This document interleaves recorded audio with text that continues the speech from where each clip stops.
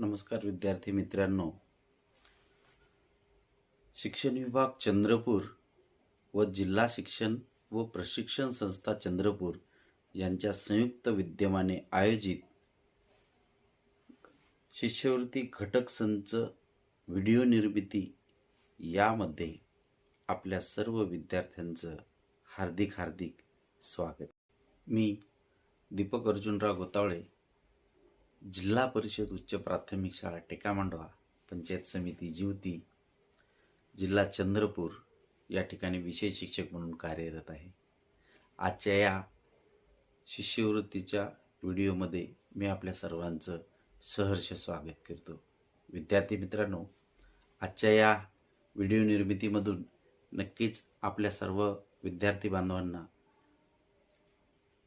शिष्यवृत्ती कंटेंटबद्दल विविध प्रकारची माहिती यातून देण्याचा माझा हा छोटासा प्रयत्न असणार आहे. विद्यार्थी मित्रांनो, आज आपण पाहणार आहोत इयत्ता 5वीच्या विषय भाषा अर्थातच मराठी विषयाच्या जो घटक आहे कार्यात्मक व्याकरण, या कार्यात्मक व्याकरणमधला जो उपघटक आहे शुद्ध शब्द व अशुद्ध शब्द, या उपघटकांतर्गत शुद्ध शब्द काय असतो आणि अशुद्ध शब्द काय असतो याबद्दल आपण सविस्तर अशी माहिती या उपघटकामधून पाहणार आहोत. चला तर मग विद्यार्थी मित्रांनो, आपल्या या आजच्या कार्यात्मक व्याकरण या घटकामधील जो उपघटक आहे शुद्ध शब्द व अशुद्ध शब्द, यामधून आपल्याला शुद्ध शब्द काय असतो आणि अशुद्ध शब्द काय असतो याबद्दल जाणून घेऊया. विद्यार्थी मित्रांनो, आपल्याला माहिती आहे की शुद्ध आणि अशुद्ध शब्द ओळखण्यासाठी सर्वप्रथम आपल्याला माहिती असावं लागतं ते म्हणजे शुद्ध लेखन म्हणजे काय. या ठिकाणी आपण पाहू शकतो की शुद्ध लेखन म्हणजे काय. आपल्याला माहिती आहे की व्याकरणातील नियमांना अनुसरून केलेल्या निर्दोष लेखनाला आपण शुद्ध लेखन असे म्हणतो. व्याकरणामध्ये आपल्याला निर्दोष लेखन करणं अत्यंत गरजेचं असतं आणि मग त्याच्यातूनच आपल्याला शुद्ध आणि अशुद्ध असे कोणते शब्द आहेत ते आपल्याला माहिती पडतात. या ठिकाणी आपण शुद्ध लेखनामध्ये काही गोष्टी अत्यंत महत्त्वाच्या आहेत, जसं अर्थपूर्ण शुद्ध लेखनासाठी अनुस्वार, ऱ्हस्व, दीर्घ व जोडाक्षरे इत्यादींचं ज्ञान असणं अत्यंत आवश्यक आहे. विद्यार्थी मित्रांनो, या प्रकारे आपल्याला शुद्ध लेखनाचे एकदा का नियम माहीत झाले की आपल्याला बाकी सर्व गोष्टी आपोआप माहिती होतील. त्यामुळं आपल्याला या शुद्ध लेखनामधील ऱ्हस्व, दीर्घ या सगळ्या गोष्टी माहिती होणं अत्यंत गरजेचं आहे. त्यापैकी आपण हा पहिला प्रश्न पाहूयात की यामध्ये काय गोष्टी महत्त्वाच्या असतात. की एखाद्या शब्दातील ज्या अक्षरांचा उच्चार स्पष्टपणे नाकातून होतो त्या अक्षरावर नेहमी आपल्याला अनुस्वार द्यावा लागतो.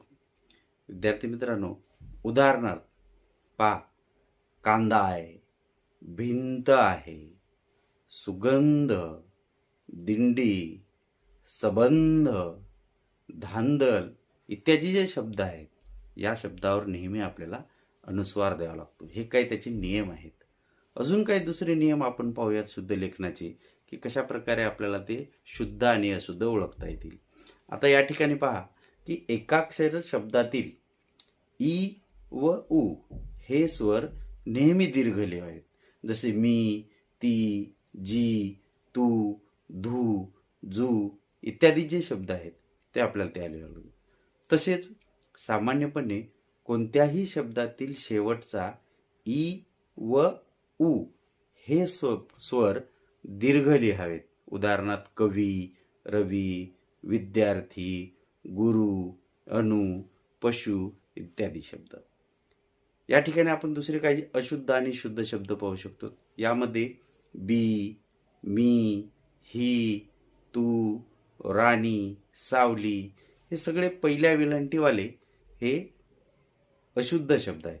परंतु शुद्ध शब्द कसे म्हणता येतील जर त्याला आपण दीर्घ वेलांटी लावली. जसं बीची दीर्घ वेलांटी आहे.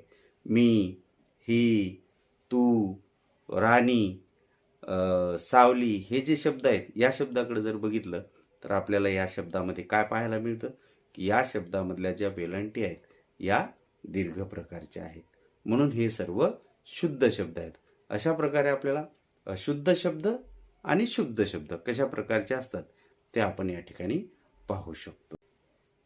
विद्यार्थी मित्रांनो, एकदा का आपल्याला शुद्ध लेखनाचे नियम समजले की मग आपण पुढच्या गोष्टी सहजरित्या करू शकतो. या ठिकाणी प्रश्न पहिला आपण पाहूयात की पुढीलपैकी शुद्ध शब्दाच्या पर्याय क्रमांकाचे वर्तुळ रंगवा.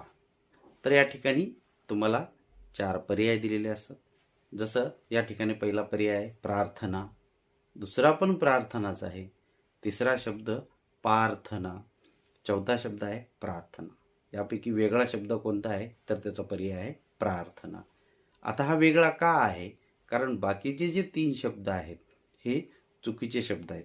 चुकीचे म्हणजेच त्या ठिकाणी ते अशुद्ध शब्द दिलेले आहेत. परंतु प्रार्थना हा शब्द मात्र शुद्ध लेखनाच्या नियमानुसार अगदी बरोबर आहे.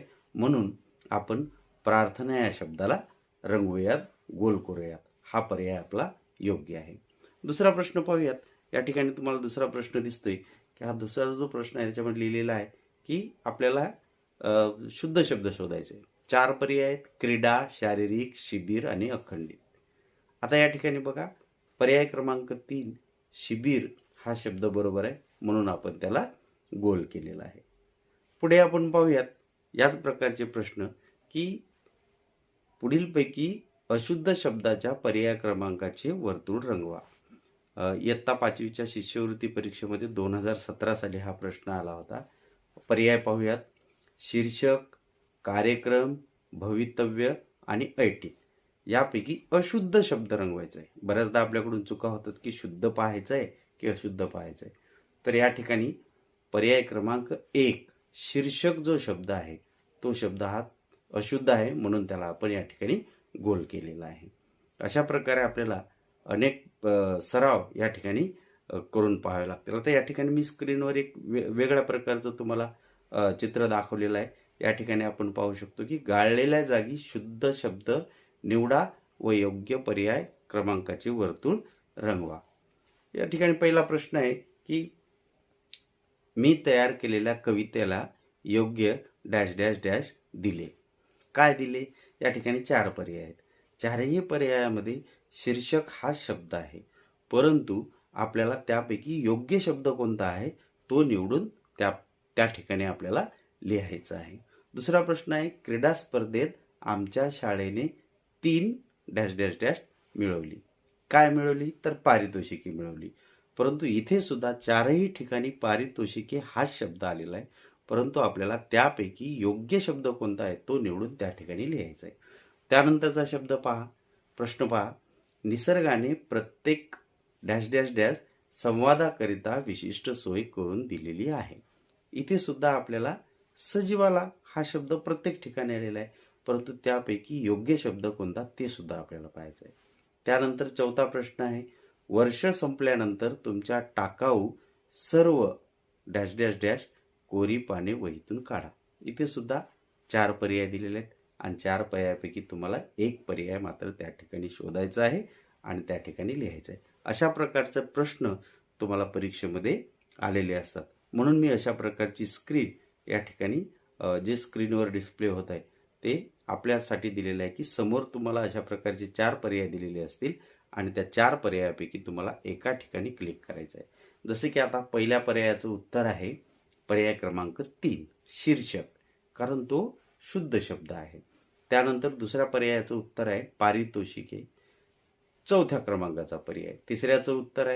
तिसऱ्या क्रमांकाचं उत्तर आहे सजीवाला आणि अगदी चौथ्यामध्ये वह्यातील कोरी पाने, म्हणून चौथ्या पर्याय प्रश्नामध्ये 3 नंबरचं उत्तर हे अगदी बरोबर आहे, म्हणून त्या ठिकाणी आपण 3ला पर्यायाला गोल केलेला आहे. पुढील प्रश्न पाहूयात. प्रश्न 5वा आपण पाहू की पुढे दिलेल्या वाक्यात अशुद्ध असणाऱ्या शब्दांच्या संख्येचा पर्याय क्रमांक रंगवा. आता काही वेळेस आपल्याला एक वाक्य दिलं असतं आणि त्याच्यामध्ये 3-4 चुका दिलेल्या असतात. ते आपल्याला शोधायचं असतं आणि किती चुका आहेत त्याचा नेमका आकडा आपल्याला काढायचा असतो. जसं इथं पहिला प्रश्न दिलेला आहे तुम्हाला, आपण स्क्रीनवर पाहू शकतो की हिवाळ्यात खंड्या नियमित हजेरी लावू लागला. याच्यामध्ये नेमक्या किती चुका आहेत? 1 आहे, 2 आहे, 3 आहे, 4 आहे. तसंच दुसरा प्रश्न दिलेला आहे, रोज नवीन उत्साह माझ्यात निर्माण करतो. याच्यामध्ये सुद्धा किती चुका आहेत ते आपल्याला पाहायचं आहे आणि शोधायचं आहे की नेमका चुका किती झालेल्या आहेत. आपण आता पहिल्या प्रश्नाकडे जाऊयात.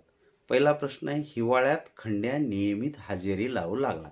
यामध्ये नेमक्या किती चुका आहेत आपण बघा. त्याच्यामध्ये व्यवस्थित आपल्याला ते वाचायचं आहे आणि त्यामध्ये नेमक्या किती चुका आहेत ते आपल्याला शोधून काढायचं. या प्रश्नाकडे पाहूयात.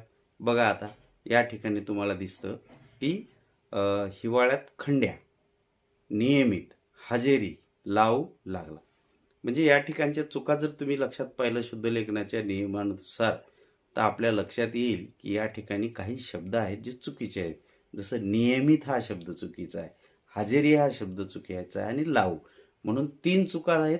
म्हणून त्या ठिकाणी 3 या पर्यायावर आपण गोल केलेला आहे. दुसऱ्या प्रश्नामध्ये बघा या ठिकाणी 4 चुका आहेत. म्हणून आपण मोजल्या 1 2 3 4. नवीन उत्साह माझ्यात निर्माण म्हणून 4 या पर्यायाला आपण रंगवलेला आहे. असा सुद्धा प्रश्न वेगळ्या प्रकारचा आपल्याला शुद्ध आणि अशुद्ध शब्द ओळखताना येऊ शकतो. तो आपण व्यवस्थितरित्या काळजीपूर्वक पाहून त्याला मोजायचा आहे आणि मोजून लिहायचं आहे. अशा प्रकारे आपल्याला शुद्ध आणि अशुद्ध शब्द या कार्यात्मक व्याकरण या घटकाअंतर्गत शुद्ध व अशुद्ध शब्द आपण पाहिले. आपल्या सर्वांचे खूप खूप धन्यवाद. आपल्या सर्वांना नक्कीच हा भाग आवडला असेल. धन्यवाद.